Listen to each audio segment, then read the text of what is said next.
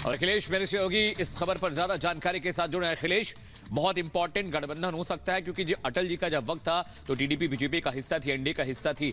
अभी क्या अपडेट है? सीटों को लेकर ऐलान कितनी देर में हो सकता है?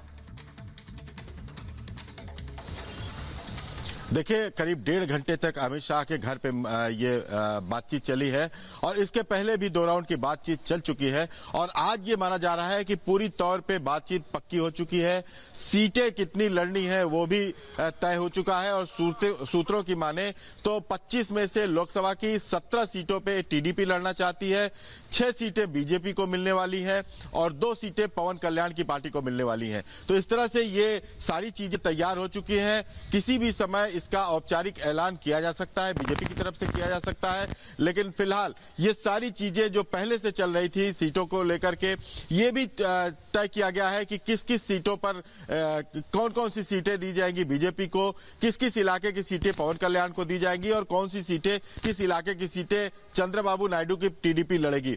तो ये सारी चीजें हो चुकी हैं और गृह मंत्री अमित शाह के घर पे जो करीब 1.5 घंटे बैठक चली थी उसमें ये सारी चीजें तय हो चुकी हैं। उसके बाद गृह मंत्री पटना के लिए रवाना हो गए और बाकी जो 2 नेता टीडीपी के प्रमुख थे वो भी चले गए। धन्यवाद आपका इस तमाम जानकारी के लिए। बढ़ते हैं आगे, एक और बड़ी खबर आपको मध्य प्रदेश से बताते हैं क्योंकि मध्य प्रदेश में कांग्रेस को बड़ा झटका लगा है। सुरेश पचौरी ने कांग्रेस छोड़कर भारतीय जनता पार्टी का दामन थामा है और उसके बाद वो कांग्रेस पर हमलावर हैं। लगातार कांग्रेस के नेता जो कांग्रेस छोड़ रहे हैं वो कांग्रेस पर हमला बोल रहे हैं और प्रभु श्री राम को लेकर कांग्रेस ने जो बातें कही हैं उस पर कांग्रेस के नेताओं में नाराजगी सामने आई है। कांग्रेस ने सेना के शौर्य पर सवाल उठाए हैं, ये भी कहा है उन्होंने। पचौरी ने साथ ही कहा है कांग्रेस ने भगवान राम को ठुकराया है, इसलिए मैंने कांग्रेस को ठुकरा दिया। भगवान श्री राम जी की प्राण प्रतिष्ठा समारोह का जब आयोजन रहा तो उसके निमंत्रण पत्र पर एक अमर्यादित भाषा का इस्तेमाल करना, ठुकरा दिया निमंत्रण। रामचरितमानस में गोस्वामी तुलसीदास जी ने कहा है कि जाके न राम विदही तजिए कोटि बैरिसम यद्यपि परम स्नेही। कोई कितना ही प्रिय क्यों ना हो, अगर वो राम जी का अनादर करे तो उसे छोड़ दो। तो मैंने कांग्रेस छोड़ दी। और लोकसभा चुनाव से ठीक पहले कांग्रेस को एक बार फिर बड़ा झटका लगा है।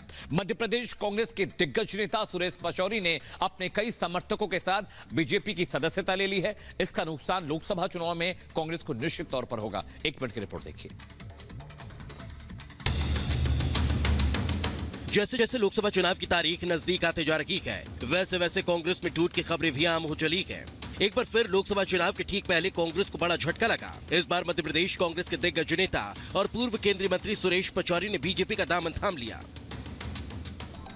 रामचरितमानस में गोस्वामी तुलसीदास जी ने कहा है कि जाके न राम विदही तजिए कोटि बैरिसम यद्यपि परम स्नेही। कोई कितना ही प्रिय क्यों ना हो, अगर वो राम जी का अनादर करे तो उसे छोड़ दो। तो मैंने कांग्रेस छोड़ दी। मैं अपनी ओर से अपने परिवार में हमारे माननीय सुरेश जी सब सौभाग्यशाली हैं। मेरी अपनी ओर से परिवार में आने का आपका सबका वंदन, अभिनंदन। पचौरी के साथ साथ कांग्रेस के पूर्व सांसद और 3 पूर्व विधायकों को सदस्यता दिलाने के लिए बीजेपी प्रदेश अध्यक्ष वीडी शर्मा, मुख्यमंत्री मोहन यादव, पूर्व मुख्यमंत्री शिवराज सिंह चौहान समेत बीजेपी के कई बड़े नेता भी मौजूद रहे। Bureau report, Republic Bharat. तो देखिए, जहां एक तरफ मध्य प्रदेश में कांग्रेस को झटका लगा है तो वहीं अब राजस्थान में भी कांग्रेस को झटका लग रहा है। ये बताया जा रहा है कि गहलोत के करीबी बीजेपी में शामिल हो सकते हैं। ये जो बड़ी जानकारी है, लालचंद्र कटारिया छोड़ सकते हैं कांग्रेस।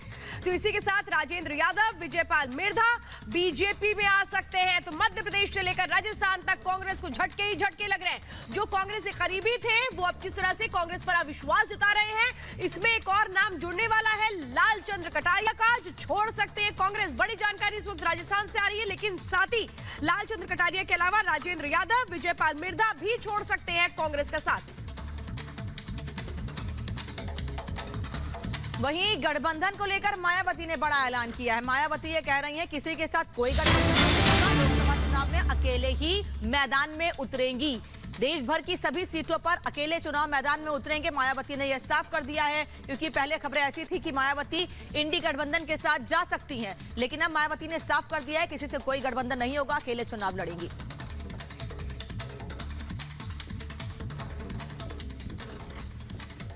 और इस बीच अगली बड़ी खबर भी यूपी से, जहां पर अखिलेश यादव ने प्रधानमंत्री नरेंद्र मोदी की तुलना हिटलर से कर दी है। अखिलेश ने कहा कि हिटलर भी 10 साल तक शासन कर गया और इनकी सरकार भी अब जाने वाली है। इस वक्त की बड़ी खबर बताएं, अखिलेश ने पीएम की तुलना हिटलर से की, कहा 10 साल से ज्यादा हिटलर नहीं रहा, मोदी सरकार का भी 10 साल पूरा हो चुका है, यह सरकार भी जाने वाली है। तो उत्तर प्रदेश से लगातार सियासी बयानबाजी आ रही है और प्रधानमंत्री नरेंद्र मोदी पर जो विपक्ष के नेता हैं लगातार तीखे हमले कर रहे हैं। और अखिलेश यादव ने एक बार फिर से पीएम मोदी के लिए इस तरह की भाषा का इस्तेमाल किया। उत्तर प्रदेश के लोग स्वागत भी अच्छा करते हैं और उत्तर प्रदेश के लोग जब विदाई करेंगे वो भी बड़ी अच्छी करेंगे। जो लोग 14 में आए थे वो 24 में जाने वाले हैं और 10 साल हिटलर का ही समय था। 10 साल से ज्यादा वो नहीं रह पाया वहां पर, तो 10 साल तो इनका भी पूरा हो गया। तो विपक्ष तिल मिलाया हुआ है, जुबानी वार कर रहा है। बेहद आपत्तिजनक टिप्पणी यहां पर की गई अखिलेश यादव की ओर से। लेकिन प्रधानमंत्री नरेंद्र मोदी कह रहे हैं कि पूरा देश कह रहा है अब की बार 400 पार। अरुणाचल के ईटानगर में जब प्रधानमंत्री ने संबोधन किया तो उन्होंने बड़ी बातें कही, जिसमें उन्होंने साफ तौर पे कहा है कि देश में अब एक ही आवाज बुलंद है, 400 पार की वो आवाज जो हर तरफ सुनाई दे रही है। अब की बार एनडीए 400 पार। प्रधानमंत्री नरेंद्र मोदी जब ईटानगर में जनता को संबोधित कर रहे थे तो उन्होंने एक बार फिर से दोहराया कि किस तरह से विश्वास बुलंद है, 400 पार का लक्ष्य पूरा हम करेंगे। और उस दौरान प्रधानमंत्री ने कहा, क्या वो भी सुनिए।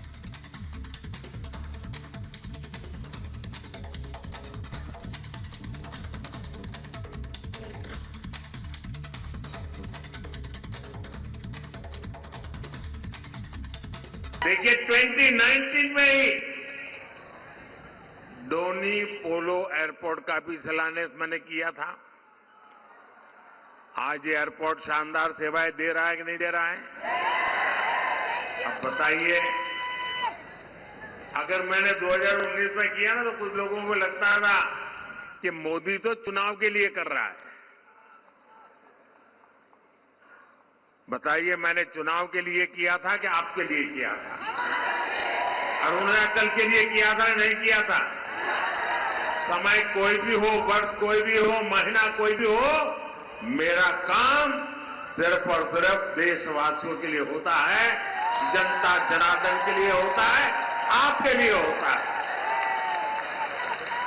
और मोदी की ऐसी गारंटी जब पूरी होती है तो नॉर्थ ईस्ट भी हर कोने से मैं कह रहा है, यहां की पहाड़ियों से भी गूंज सुनाई दे रही है, यहां की नदियों के कलरव में भी शब्द सुनाई दे रहे हैं और एक ही आवाज आ रही है। और क्या पूरे देश में सुना? अब की बार 400 बार, अब की बार, अब की बार एनडीए सरकार 400 पार, एनडीए सरकार, एनडीए सरकार अब की बार। और अरुणाचल के ईटानगर में प्रधानमंत्री नरेंद्र मोदी ने कांग्रेस पर एक और बड़ा हमला बोला। उन्होंने बोला कि कांग्रेस की सरकार घोटालों में व्यस्त थी।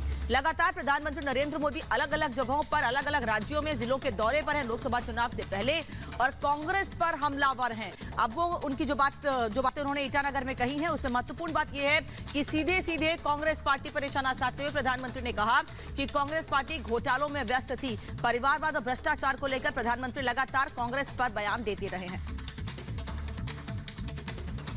साथियों, भाजपा सरकार के इन प्रयासों के बीच कांग्रेस और इंडी गठबंधन क्या करते रहते हैं, ये आप अच्छी तरह जानते हो वो लोग क्या कर रहे हैं।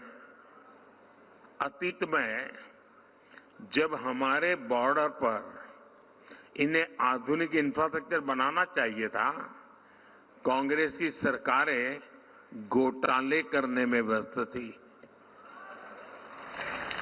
कांग्रेस हमारी सीमा को, हमारे सीमा के गांवों को अविकसित रखकर देश की सुरक्षा से खिलवाड़ कर रही थी। अपनी ही सेना को कमजोर रखना, अपने ही लोगों को सुविधा और समृद्धि से वंचित रखना, यही कांग्रेस के कार्य करने का तरीका है, यही उनकी नीति है, यही उनकी रीति है। साथियों, सेला टनल पहले तो भी तो बन सकती थी कि नहीं बन सकती थी? लेकिन कांग्रेस की सोच और प्राथमिकता कुछ और थी। उनको लगता था पार्लियामेंट में 1-2 सीट है यार, इतना काम क्यों करें, इतने पैसे क्यों लगाए। मोदी पार्लियामेंट मेंबरों की गिनती करके काम नहीं करता है, देश की आवश्यकताओं को ध्यान में रख के काम करता है। और रुक करते इस वक्त की बड़ी खबर, कासम दौरे पर पीएम मोदी चाय बागान भी गए, जिसकी तस्वीरें सामने आई हैं। ये तस्वीर हम आपको दिखा रहे हैं। प्रधानमंत्री नरेंद्र मोदी चाय बागान के दौरे के लिए गए थे और ये तस्वीर हम आपको दिखा रहे हैं। इस वक्त की बड़ी खबर देखिए, प्रधानमंत्री नरेंद्र मोदी चाय बागान गए थे और ये तस्वीर उसी वक्त की हैं। इस वक्त की बड़ी खबर हम आपको बता रहे हैं।